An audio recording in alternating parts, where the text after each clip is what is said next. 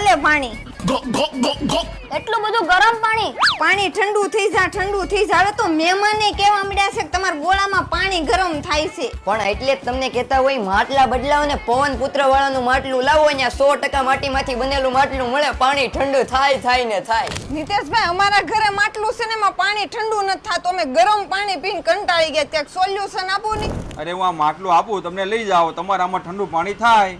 100% ઠંડુ થાય ને? ઠંડુ પાણી થાય તો બધા માટલામાં ઠંડુ પાણી થાય. અને આ માટીના છે ને અરે માટલા? બધા માટીના છે માટલા. તો ઠંડુ પાણી તમારે પીવું હોય ને તો રાત્રે પાણી ભરી દેવાનું, દિવસે પાણી ભરો તો નો થાય. બરાબર ના? પ્યોર 100% માટીના માટલા આવે. આ માટલામાં વેરાયટી કેટલી છે? અરે વેરાયટી મારી પાસે નાનું માટલું, મોટું માટલું, આ બધા માટલા છે ને ફૂલ વેરાયટી વાળા છે. બેનો હું તો પવનપુત્ર માંથી માટલું લઈ આવી, આમાં ટાઢું ને ટબુકડું પાણી થાય તો તમે શેની રાહ જોવો છો?